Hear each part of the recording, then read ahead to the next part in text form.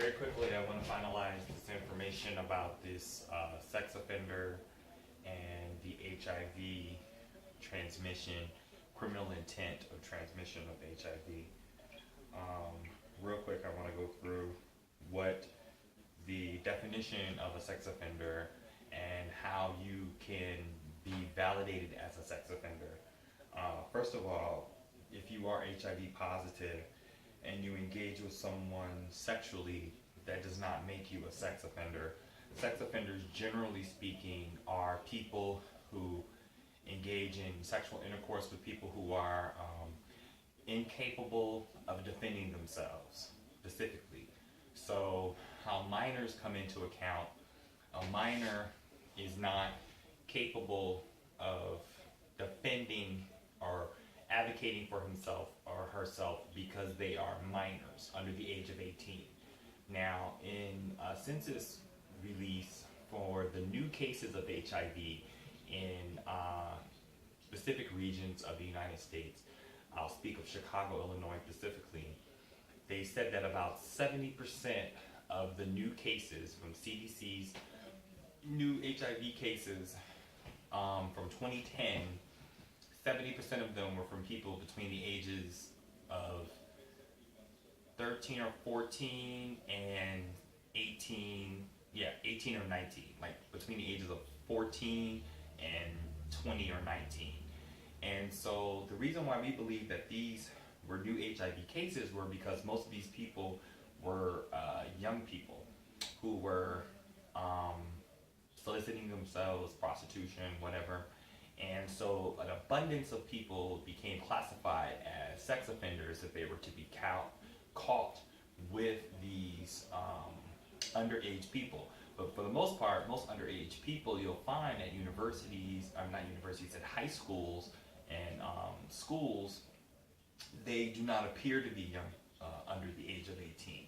Some of them do lie about their age.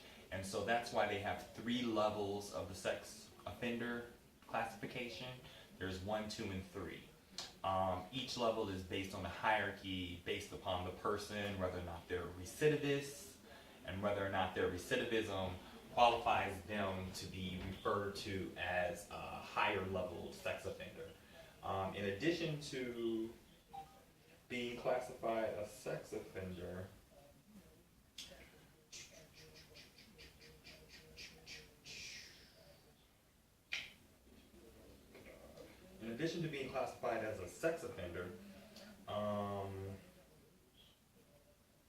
people are also subjugated to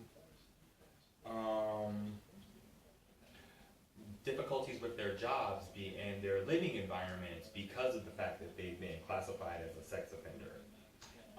When a person is documented as a sex offender,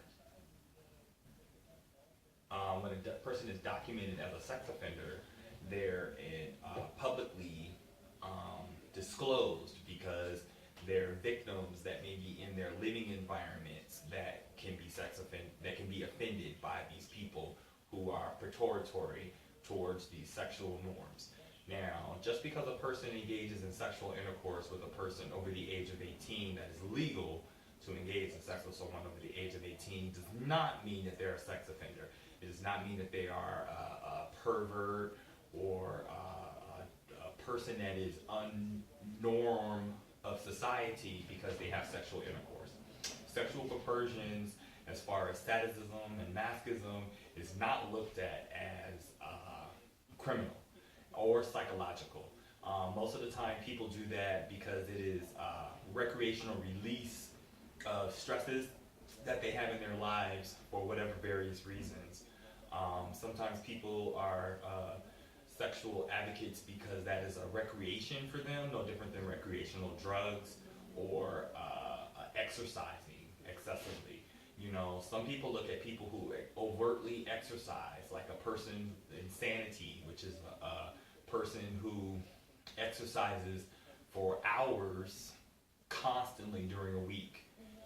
That is an illness that this person feels that they have to constantly exercise and run